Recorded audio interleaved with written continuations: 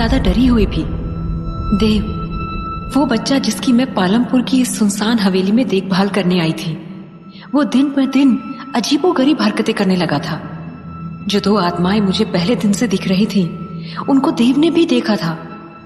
लेकिन चौंका देने वाली बात यह थी कि वो दोनों आत्माएं यहाँ के केयर टेकर मिसेस भल्ला को नहीं दिख रही थी।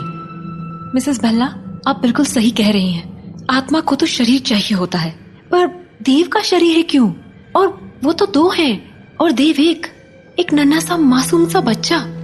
पुत्र, मैनू नहीं पता, पर मैं ये जरूर कह सकती हूँ कि अन्नू और परम दोनों देव के बहुत करीब थे।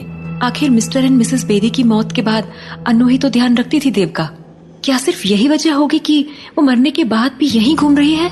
बहुत सोनी थी अन्नू, बहुत प्यार करती थी देव से।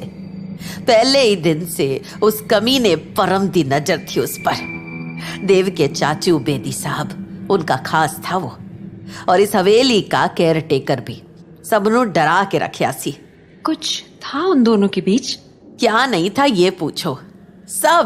सब हदें पार कर दी थी उन दोनों ने। अन्नू इतनी पढ़ी लिखी समझदार कुड़ी थी, फिर भी उस खोते परम के प्यार में पड़ गई। शर्म हया का कोई लिहाज नहीं था उन्हें। एक बार तो मैंने उन्हें बड़े साहब और मेम साहब दे कमरे में छी। पर आप तो कह रहे थे कि देव पूरा दिन परम के साथ ही रहता था। वही तो पुत्र, वो देव नु अपने साथ ही रखते थे हर वक्त।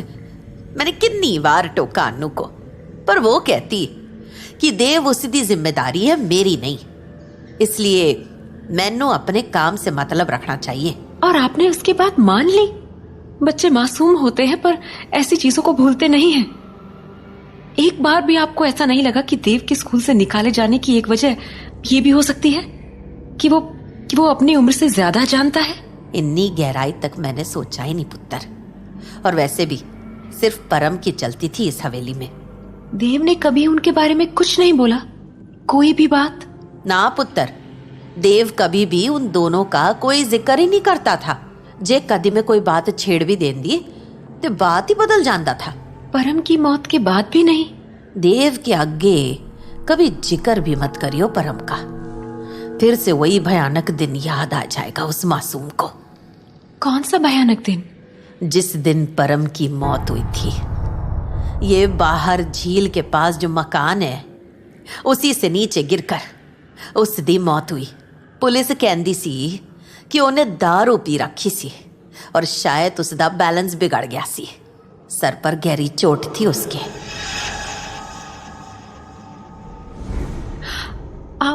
आप उसी झील के बारे में बात कर रही हैं ना, जहां मैंने अनु के साही को 2 बार देखा था? मिसेस भल्ला, अब मुझे समझ आया। वो देव को अपने साथ ले जाना चाहते हैं। नहीं पुत्र, ऐसा मत बोल। मिसेस भल्ला, रुकिए मत, सब बताइए मुझे। क्या देव यही था जब परम की मौत हुई? हाँ पुत्र, देव घर ही था उस वक्त। वो परम की लाश, वो उसे सबसे पहले अपने देव ने देखा था। इसका मतलब देव कुछ छुपा रहा था, जैसे वो अब छुपा रहा है। बस कर पुत्र, बस कर, मत सोचना। सुन, कल गुरुद्वारा चलते हैं। अब तो रब ही कोई रास्ता दिखाएगा। अब जा और सो जा, रात बहुत हो गई है ना। हाँ, आप भी सो जाइए। नींद भी नहीं आ रही है। पहले पेरेंट्स की डेथ और फिर परम की बॉडी को भी देव ने देखा। क्या क्या दबा रखा है देव ने अपने अंदर। कल बात करूंगी मैं देव से। अगले दिन हम सवेरे गुरुद्वारा गए। अच्छा लग रहा था वहां, रौनक थी। सुनसान नहीं था हवेली की तरह। रीत पुत्र, तू देव नाल इत्थे ही रुक, मैं सेवा करके आती हूँ। हाँ जी, मैं वैसे भी यहीं थोड़ी देर शांति से बैठना चाहती हूँ। आप जाइए, हम यहीं मिलेंगे आपको। अब जाके देव के साथ शांति से बैठने को मिला है। देव, कुछ देर अपनी आंखें बंद करके बैठो और कुछ मत सोचो। ये तो मिसेस भल्ला खड़ी है वहां। ये तो किसी से बात कर रही है। ये कौन है पिलर के पीछे? एक बार उधर जाकर देखूं। देव तो आराम से बैठा है यहाँ, एक बार देखती हूँ। मिसेस भल्ला ऐसे परेशान क्यों लग रही हैं? मिसेस भल्ला, तू यहाँ क्या कर रही है पुत्र? मुझे देखते ही वो आदमी भाग खड़ा हुआ। अरे, वो आदमी ऐसे भागा क्यों? किससे बात कर रहे थे आप? कौन था वो? कोई नहीं पुत्र, ऐसे ही मेरे गांव का था। यूं ही मिल गया तो बातें करने लगा। हाँ, पर वो मेरे आते ही भागा क्यों? क्या छिपा रहे हैं आप मुझसे? बतावांगी, पर यह जगह ऐसी बात करने के लिए ठीक नहीं है पुत्र। घर चल, फिर सब बतावांगी तेनू। तू देव नु लेकर आ, मैं ड्राइवर नु बुला दिया। इतना सब कुछ होने के बाद भी मिसेस भल्ला मुझसे कुछ छुपा रही थी। जैसे ही हम घर पहुंचे, मैंने सोच लिया था कि आज तो सब कुछ जानकर ही रहूंगी। अब तो देव भी अपने रूम में गया। अब बताइए मुझे। ठीक है, तुम मेरे नाल आराम नाल बैठ तो सही। कैसे बताऊं तेनू? मैनू खुद नहीं पता कि सच है कि झूठ, पर तेनू जानना ही है तो सुन। वो हवेली दा पुराना गार्ड था। जब परम के मरण दे बाद मैं अपने घर गई थी, तब उसने मेरे पीछे से ही नौकरी छड़ दी थी। आज वो गार्ड इत्थे टकरा गया मेरे से। उसने मैनू कुछ ऐसा बताया पुत्र कि मेरे रोंगटे खड़े हो गए। वो बोलिया कि अनु दी मौत हवेली विच हुई सी। क्या? पर आपने तो मुझे ये कहा था कि अनु घर चली गई थी। मैनू बेदी साहब ने यही बताया था कि वो अपने घर चली गई थी और वहीं उसकी मौत हुई। पर वो तो यहीं थे, फिर झूठ क्यों बोला उन्होंने? वो गार्ड बोल रहा था कि बेदी साहब बहुत डर गए थे। उन्होंने पुलिस को खिला पिलाकर केस भी रफा दफा करवा दिया। किसी को कानो कान खबर नहीं होने दी। अन्नू दी मौत वहीं हवेली विच हुई। इस बात की अनाथ थी ना, नारी निकेतन में रहंदी थी।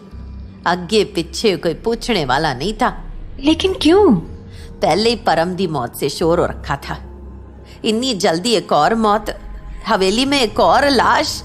वो बिजनेस वाला आदमी है, उसको सिर्फ एक चीज से मतलब है, ओदा नाम। पर अन्नू, उसने सुसाइड किया क्या?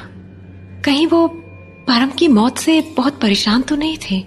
मैं भी कुछ ऐसा ही सोचती थी, पर अब उस पुराने गार्ड ने नौकरी अपनी मर्जी से छोड़ी, क्योंकि उसने कुछ देखा उस रात जिससे वो डर गया था। वो खुदकुशी नहीं थी पुत्र, अन्नू दा कत्ल हुआ सी। क्या?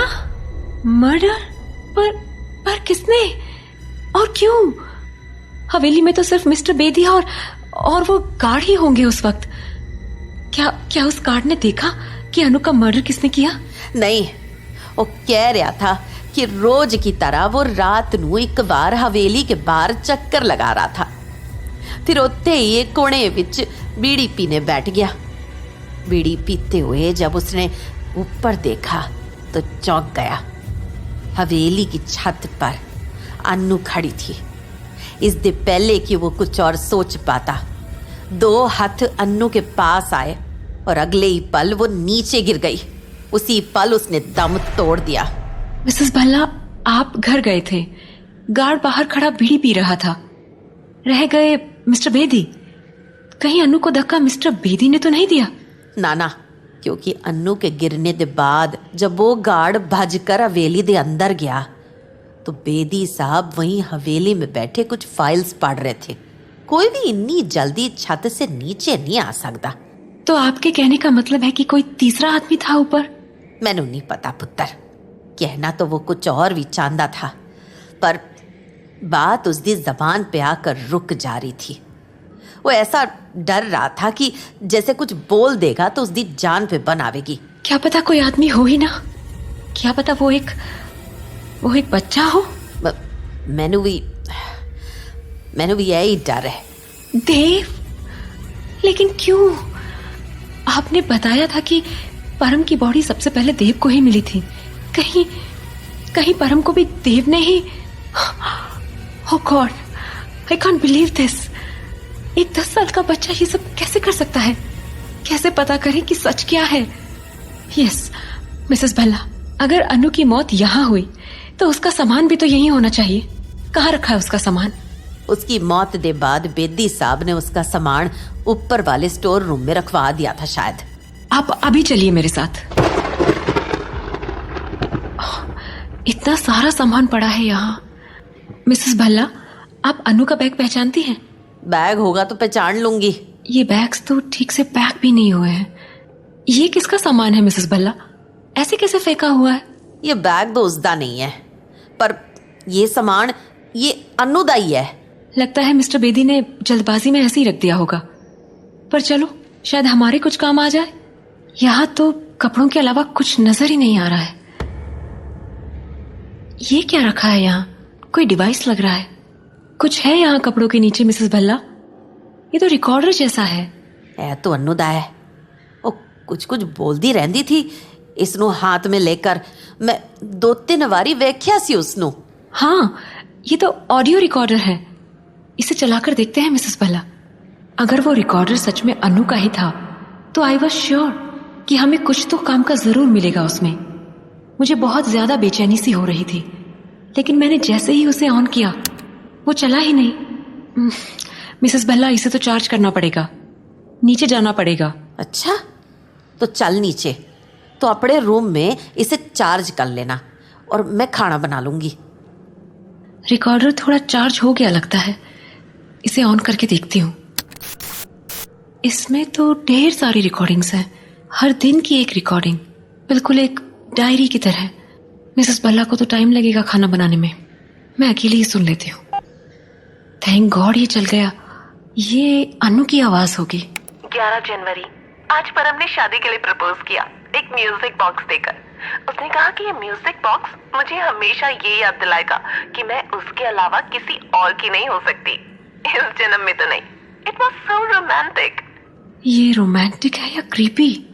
13 जनवरी, आज मिसेस भल्ला ने देव को मेरे और परम के साथ रखने पर एतराज जताया। मैंने उन्हें 2 टूक जवाब दे दिया कि वो अपने काम से मतलब रखें। मैं अगर उनकी बात को सपोर्ट करती हूँ तो परम नाराज हो जाता। मैं उन्हें ये भी कैसे बताती कि देव मेरे साथ कम और परम के साथ ज्यादा रहता है। पता नहीं परम क्यों इतना टाइम बिताना चाहता है देव के साथ। 17 जनवरी, आज परम ने हद पार कर दी। वो देव को सिखा रहा था कि सिगरेट कैसे पीते हैं। मैंने रोका तो मुझ पर भड़कने लगा। रात को शराब के नशे में परम ने कुछ ऐसा कहा जिस पर मुझे यकीन नहीं हो रहा है। वो मिस्टर बेदी को सबक सिखाना चाहता है क्योंकि वो परम को सबके सामने बेइज्जत करते हैं और इसका बदला वो देव को बर्बाद करके लेना चाहता है। मैं उसे अपने बदले के लिए देव की जिंदगी खराब नहीं करने दूंगी। कितने गलत इरादे थे उस परम के। 25 जनवरी, 2 दिन पहले परम मुझे हमेशा हमेशा के लिए छोड़कर चला गया। परम के बिना कुछ अच्छा नहीं लग रहा है। कितना समझाया था मैंने उसे कि इतनी शराब ना पिया करे। कल मिस्टर बेदी भी यहाँ पर आ गए। देव ने 2 दिन तक किसी से बात नहीं की। मैं ये सोच रही थी कि वो मासूम बच्चा परम की मौत के सदमे में है, पर बात कुछ और ही है। आज जब मैं अपने कमरे में परम का म्यूजिक बॉक्स लेकर बैठी थी तो देव आया और मुझसे लिपट कर रोने लगा। मुझे लगा वो परम की मौत से दुखी है, पर जब उसने कहा आई एम सॉरी दीदी, मैंने जानबूझकर कुछ भी नहीं किया, तो मुझे अंदाजा हो गया कि बात कुछ और है। देव ने मुझे जो बताया उस पर यकीन करना मुश्किल था। मैं जानती हूँ कि देव मुझसे झूठ नहीं बोलेगा। क्या बताया देव ने अनु को?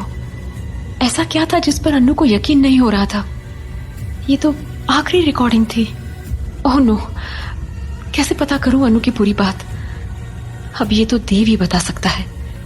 मुझे देव से ही पूछना होगा कि परम की मौत के बारे में वो क्या जानता है।